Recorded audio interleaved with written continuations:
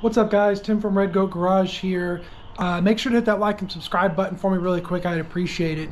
Today I'm going to be installing the front suspension back on my T-Bucket. So one of my last videos I actually painted this thing using Rust-Oleum here in the garage. So it's like a garage painting job thing. So I'm pretty happy with it. I've been letting it sit for almost a week now just to really make sure it's all nice and dried and hard and, you know, not going to smear on me or something weird like that. So it's been pretty hot here in Texas the last few days, so I think it's good. I mean, it was pretty much good the next day.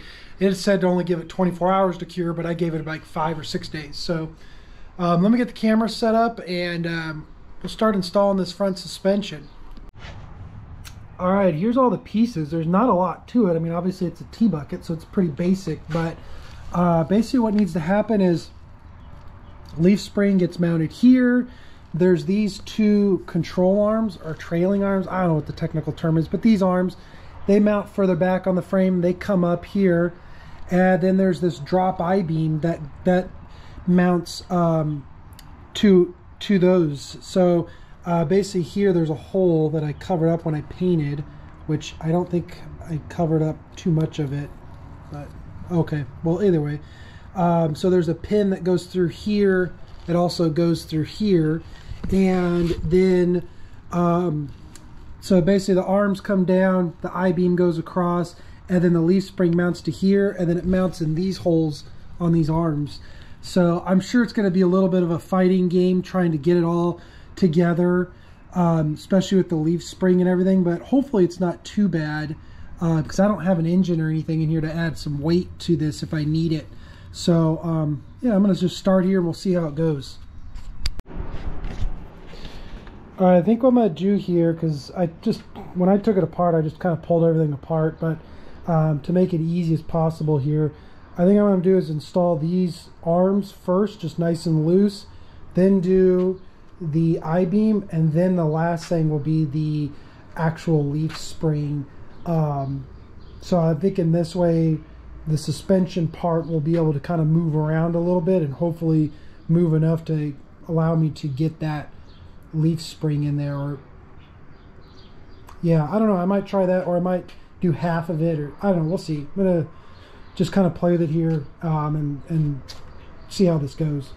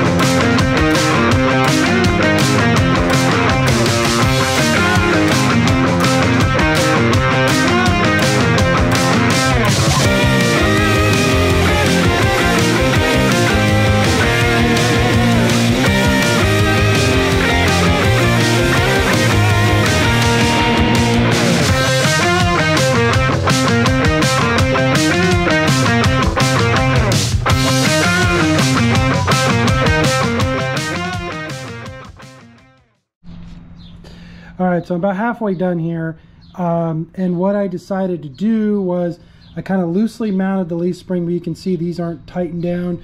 I got this side assembled, and I am putting a little bit of grease on these bolts, and even like this guy here, which, I mean, this bolt doesn't really move, but I figured more of a preventative thing to where when it goes to come apart, if I ever need to take it apart, it won't be seized up or anything like that. So I've been putting grease there. So I'll put grease here in these bushings and in this hole too. So now the fun part is I need to get this all lifted up, because that I-beam actually is pretty heavy, and get this other these other bolts in here to mount everything up. So I'm gonna keep moving forward, but so far so good. It's only, I mean, really, it's only taken me about 10-15 minutes to get to this point. So my goal is to kind of get everything kind of loosely bolted together. Then I can tighten things up as needed.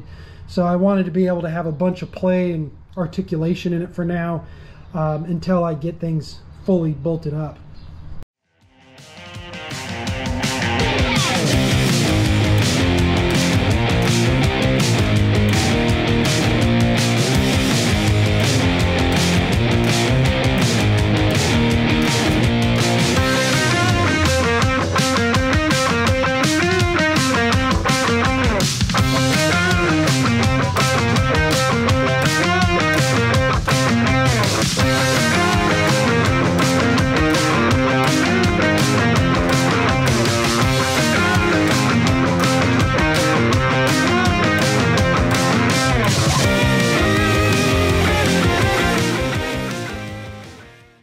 So I kind of got everything assembled here. I ended up turning off the camera because I was getting frustrated trying to figure this out. But what I ended up doing in order to get this to all work, so that side I kind of assembled everything.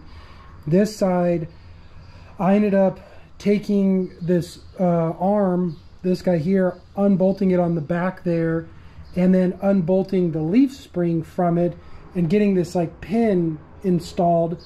Then I hooked it back up over in the back there, and then that just kind of left the leaf spring to hook back up. But this has a little shank that goes through this, that this is bolted to here, and because of, you know, the big arc in it, it really wouldn't fit. So I ended up having to kind of lift this side up and lift this side up, and then I got it in there pretty good, and then just put the bolt in. So not too bad, but just took a little bit of tinkering and figuring out. So I think what I'm going to work on next is the actual brakes on everything.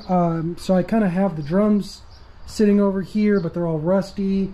And then I was digging through my parts pile, found the backing plates, and I actually have new shoes, new wheel cylinders, new everything to put these back to normal, or new, I guess I should say.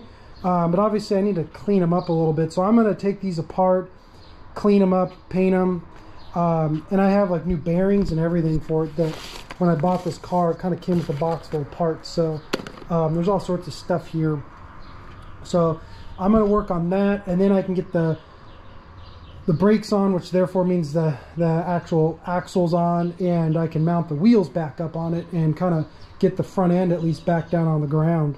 So let me start working on these, cleaning them up and painting them and rebuilding them, and we'll keep moving forward. All right, so I got one of them all torn down here, so I just got to clean it, prime it, paint it. But it's kind of interesting, these guys here, these bolts on the back, I wasn't really quite sure what they've done or do, but here's like the new brake shoe that would sit in here like that. And these push on the brake shoes, so basically as the shoes wear down, so just for drastic, like say they wore down like that, you can twist those guys and push them back out towards the drum. It's kind of cool. I didn't realize that the old Ford stuff like did that. So these, pretty simple to disassemble all this stuff. Let me show you here. So I'm going to do this one next here. But just like pretty much any other brake drum setup, so there's a couple cotter pins here. This little plate will pop off. So here's the one from the other one. So it'll pop off. There's a couple little washers underneath there. Take off this spring, and then you can work these brake shoes off. Then on the back here, 3 bolts here, and the wheel cylinder will pop out.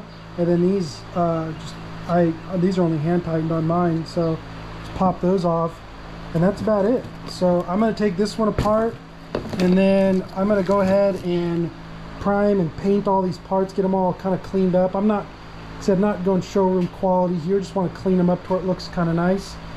And then I'll show you putting it all back together here, probably in another day or two once I get these things cleaned up and primed. But I'll show you on the car installing them with the new, I have new kingpins and everything for it, so we'll show you that.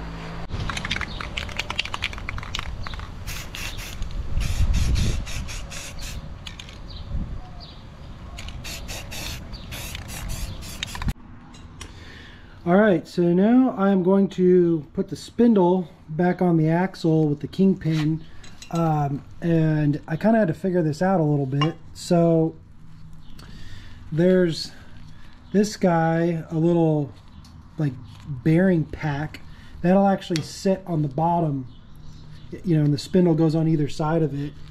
And there's the actual like kingpin itself, and there's a little felt washer, and then there's this cupped washer here.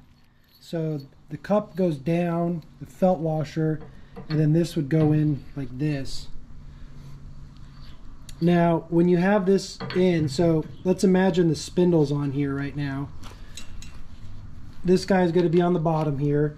If there's play when you have the spindle on, up and down, I guess vertical play, then there's actually these really thin washers that you can use to slide in here to get it just perfect. But I pre-test fit all this and it was nice and tight, so I don't think I'll need any of those. So what I'm going to do now is put this thing on time lapse. You guys can watch me, and I have gloves on because I'm gonna get this all nice and greased up. So oh yeah, and the last part is so this kingpin here, if you can see, has a notch here on the side.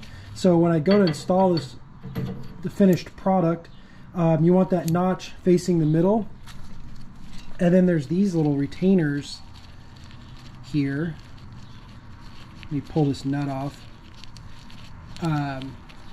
These little retainers, and these go in this hole here.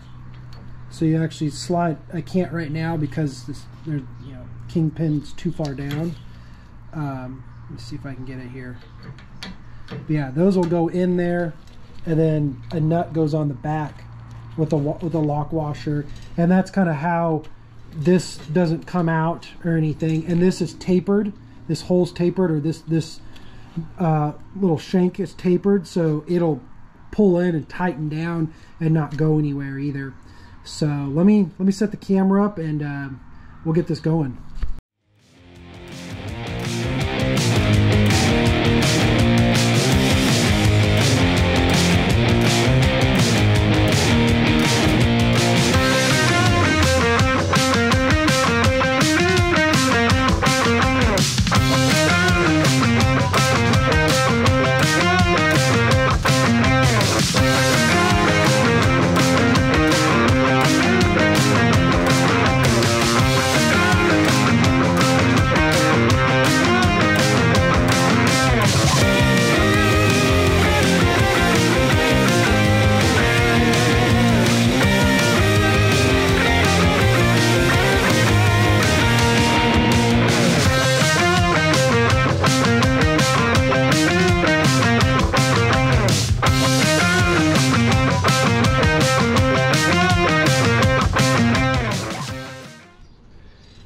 So one side all done, turns nice and smooth, everything, no problems there. I gotta still grease it up, but yeah, it turns nice. You'll notice when I was doing this that I ended up pulling the kingpin back out because I went to slide in this little keeper. The notch was way off, and I thought that was weird. So I ended up looking in my boxes of parts that came with the car and realized that I had two different pins. So this is the pin I originally tried to use. This is the other pin. So you can see even the notch is down about 1/4 of an inch lower or so, and that's what it needed. And actually this one too wasn't coming all the way through the spindle. So the new one, this bottom of the spindle sits flush with the bottom of this kingpin. So I just had two different ones to use for. I said I'm not quite sure. I'm just still going through all these boxes of parts that I had. So now I'm gonna do the next side, and then I can start bolting on the backing plates and getting all the brakes assembled. I still have to go take these drums and have them turned and then paint them and put all the new bearings and stuff in them. But I'm gonna at least get the backing plates on here today, the new wheel cylinders, the brake shoes, all that. So they're kind of ready to be put back together. So all right, since the last clip that you guys are watching, it's been almost a week or so, and I ended up having to order new wheel cylinders, because the ones I had were actually for the rear. I noticed, I mean, dimensionally how they mount is the same, but this bore here was different on the rear ones compared to the front ones. So I ended up having to order the correct ones here. And I went ahead and assembled this, but like I said, super basic. There's basically this little plate that the shoes slide on, these studs. This little plate goes over it. It's a couple cotter pins. They got to go under, the shoes got to go underneath these little clips, and then up the top there's just this single spring right here, and that's it. So the wheel cylinder is actually just held in by 3 1/2-inch bolts, and that's all there is to it. The other thing is too, as I was kind of assembling this, I realized this like cup plate shield thing here, I had it on upside down, I think, because when this side is more rounded, and it cleared the spring, but it would kind of rub on it a little bit. So I flipped it upside down. I think this makes a little more sense, and this has a bigger lip down here, like if I guess grease was to seep out, there's more room to catch it there. So I went ahead and did both sides, and I've been just kind of tinkering in the garage here. So I ended up going ahead and mounting the shocks.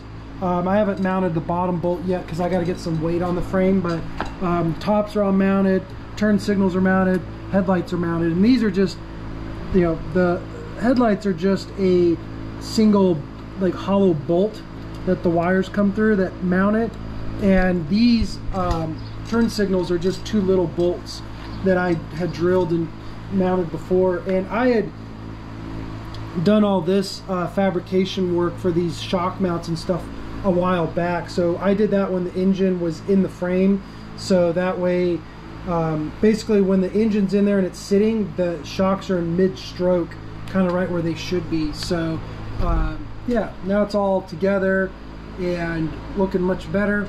I mounted the steering arm here also, which this just uses the 2 bolts that mount this whole brake assembly, so no big deal there.